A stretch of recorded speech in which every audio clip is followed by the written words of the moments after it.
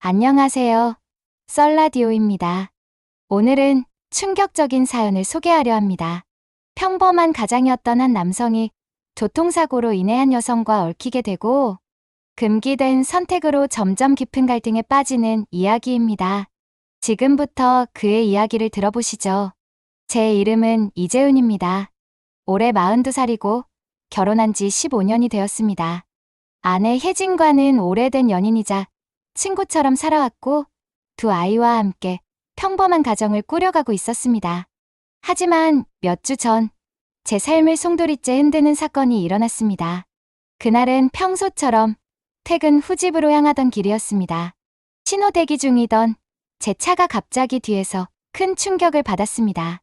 놀라서 차에서 내려 확인해 보니 한 젊은 여성이 몰던 차량이 제 차를 들이받은 것이었습니다. 그녀는 차에서 내리자마자 당황한 표정으로 사과했습니다. 정말 죄송합니다. 제가 잠깐 정신을 놓고 브레이크를 늦게 밟았어요. 그녀는 급히 고개를 숙이며 사과했습니다. 저는 차의 상태를 확인하며 한숨을 내쉬었습니다. 뒤 범퍼가 크게 찌그러져 있었고 수리가 필요해 보였습니다. 괜찮으세요? 다친 곳은 없나요? 제가 물었고 그녀는 서둘러 손을 흔들며 말했습니다. 네, 저도 괜찮고 정말 다행히 큰 부상은 없네요. 다시 한번 죄송합니다. 우리는 간단히 사고를 정리하고 연락처를 주고받은 뒤 헤어졌습니다. 다음 날 저는 그녀에게 수리 견적서를 보냈습니다. 얼마 지나지 않아 그녀에게서 전화가 왔습니다. 이재훈 씨, 견적서를 봤는데 제가 그 금액을 감당하기가 어려울 것 같아요. 정말 죄송합니다. 지금 상황이 좀 힘들어서요. 그녀의 목소리는 불안과 절박함이 섞여 있었습니다.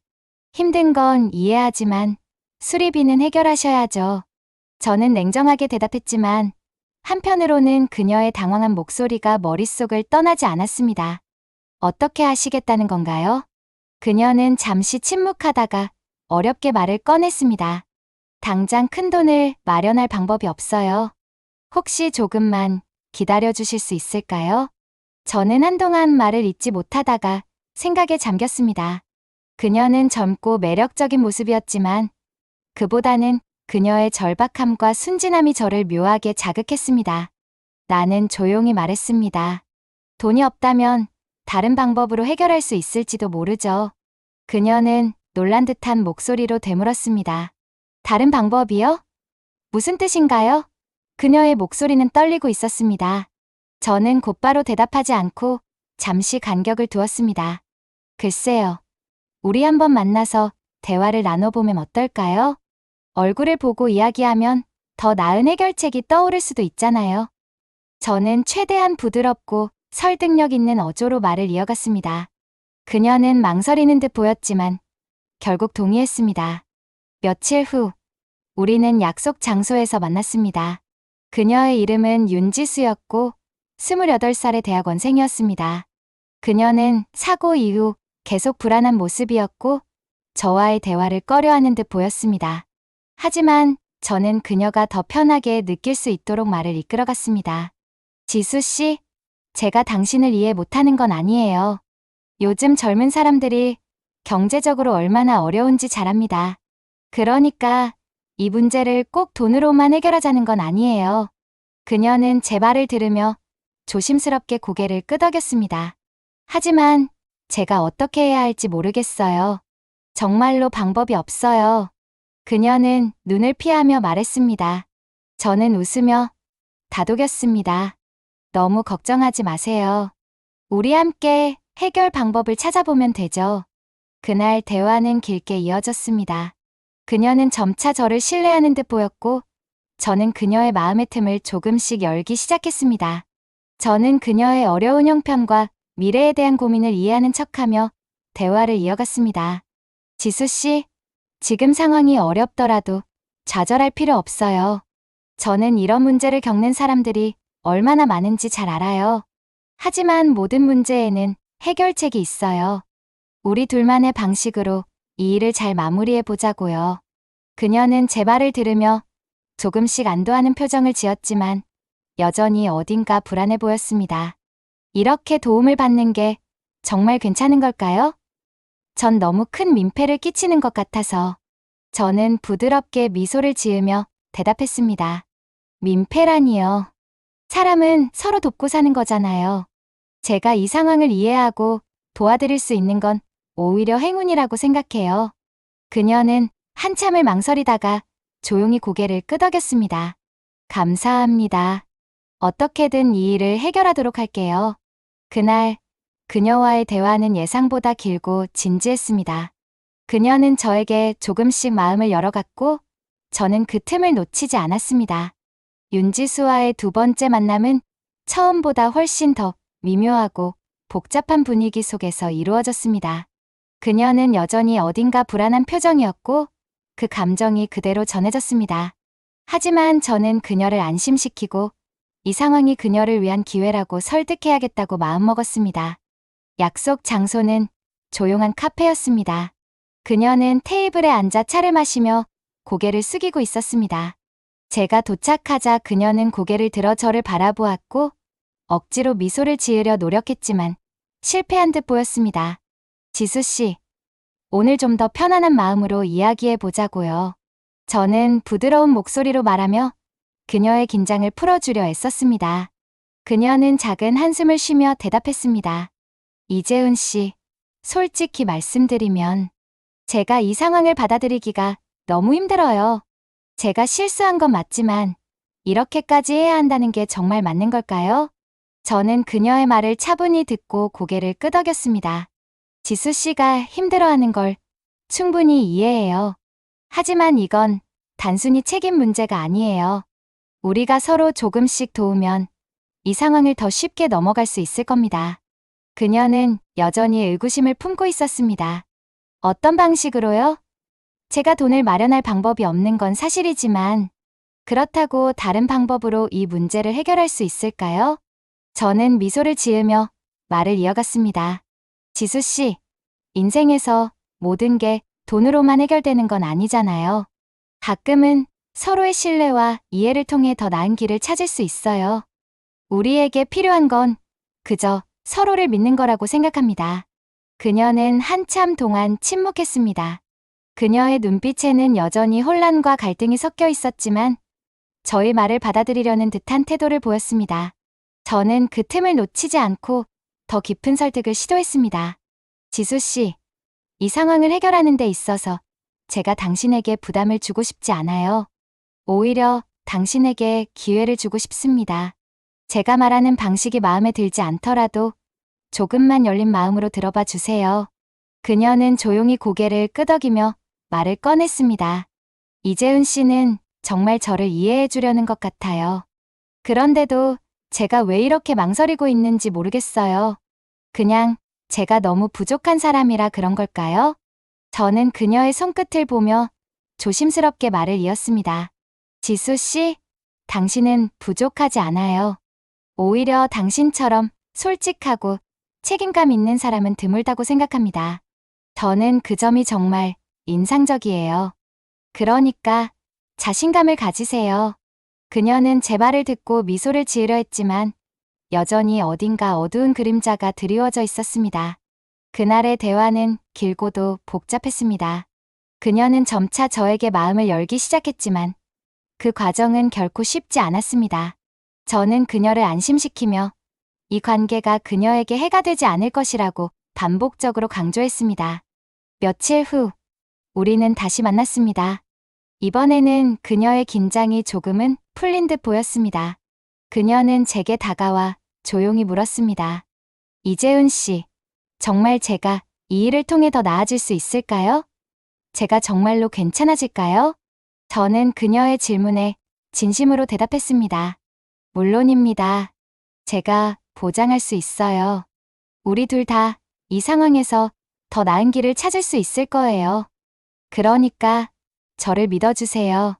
그녀는 한숨을 쉬며 고개를 끄덕였습니다. 알겠어요. 당신을 믿어볼게요. 하지만 한 가지만 약속해 주세요. 이 일이 저를 더 힘들게 만들지 않도록 해주세요. 저는 진지한 표정으로 그녀를 바라보며 대답했습니다. 당연하죠. 저는 지수 씨가 더 행복해질 수 있도록 도울 거예요. 그날 밤, 우리는 함께 늦은 저녁을 먹으며 이야기를 나눴습니다. 그녀는 처음으로 저를 향해 편안한 미소를 지었고, 저는 그 미소 속에서 묘한 만족감을 느꼈습니다. 그녀와의 관계는 점점 더 깊어지고 있었습니다. 윤지수와의 관계는 이제 더 이상 단순히 사고의 후속 처리를 위한 만남으로 남아있지 않았습니다. 그녀와의 대화는 점점 더 깊어졌고, 우리는 서로의 삶에 대해 진솔한 이야기를 나누며 예상치 못한 연결을 느끼기 시작했습니다. 하지만 그 연결은 금기의 선을 넘을수록 더 복잡한 감정을 불러일으켰습니다. 어느 날 저녁, 윤지수가 조용히 전화를 걸어왔습니다. 이재훈 씨, 오늘 시간이 괜찮으세요? 제가 이야기하고 싶은 게 있어요. 그녀의 목소리는 불안과 망설임이 섞여 있었습니다. 저는 곧바로 약속 장소를 정하고 그녀를 만나러 갔습니다. 우리는 조용한 카페의 구석 자리에서 만났습니다. 그녀는 테이블 위에 놓인 커피잔을 바라보며 한참 동안 말을 꺼내지 않았습니다. 저는 기다리며 그녀가 스스로 이야기를 시작할 때까지 기다렸습니다. 이재훈 씨, 요즘 저는 제 자신이 너무 혼란스러워요. 그녀는 조용히 말했습니다. 제가 당신을 믿기로 한 건 맞지만 가끔은 제가 잘못된 선택을 하고 있는 건 아닌가 싶어요. 저는 그녀의 말을 차분히 들으며 대답했습니다. 지수 씨, 그런 감정은 자연스러운 거예요. 하지만 기억하세요. 우리가 함께 이 문제를 해결하려고 노력하는 이유는 서로를 돕기 위해서라는 거예요. 당신은 혼자가 아닙니다. 그녀는 고개를 들어 저를 바라보았습니다. 정말 그렇게 생각하세요? 제가 잘못된 길로 가고 있는 건 아닌지 두려워요. 저는 부드럽게 미소 지으며 그녀의 손등 위에 제 손을 올렸습니다. 지수 씨, 당신은 지금 자신에게 너무 가혹하게 굴고 있어요. 우리는 모두 실수를 하고 그 실수를 통해 성장합니다. 중요한 건 우리가 지금 무엇을 선택하느냐예요. 그녀는 한숨을 내쉬며 고개를 끄덕였습니다. 저도 그런 것 같아요. 하지만 당신과 만나면서 제 감정이 점점 더 복잡해지고 있다는 걸 부정할 수가 없어요. 그날 밤, 우리는 처음으로 더 개인적인 이야기를 나누기 시작했습니다. 그녀는 자신의 어린 시절, 가족과의 관계, 그리고 그녀가 느끼는 고립감에 대해 털어놓았습니다. 그녀의 이야기는 단순히 사고 후의 불안함을 넘어 그녀의 내면 깊숙한 곳에 자리 잡은 외로움을 보여주었습니다. 저는 항상 주변 사람들에게 이해받지 못한다고 느꼈어요. 그녀는 조용히 말했습니다. 그리고 지금도 마찬가지예요. 제가 어떤 선택을 하든 결국엔 혼자가 되는 것 같아요.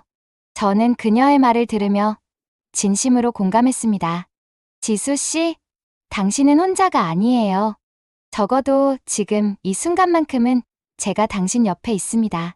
당신이 더 나아질 수 있도록 제가 도울 거예요. 그녀는 잠시 제 얼굴을 바라보더니 작게 미소 지었습니다. 이상하게도 이재훈 씨와 있으면 조금은 편안해지는 것 같아요. 하지만 그게 좋은 건지 나쁜 건지는 모르겠어요. 우리가 이야기하던 중 그녀는 갑자기 조심스럽게 말을 꺼냈습니다. 이재훈 씨, 당신은 가정이 있는 사람이고 저는 이 상황이 우리 모두에게 나쁜 영향을 줄까봐 걱정돼요. 저는 그녀의 손을 꼭 잡으며 대답했습니다. 지수 씨, 저는 지금 당신을 돕고 싶습니다. 그리고 제가 내리는 모든 선택은 당신에게도 제게도 최선이 될 수 있도록 노력할 거예요. 그러니 너무 걱정하지 마세요. 그녀는 고개를 끄덕이며 다시 한번 한숨을 내쉬었습니다. 알겠어요. 하지만 저는 이 관계가 어디로 향할지 두려워요.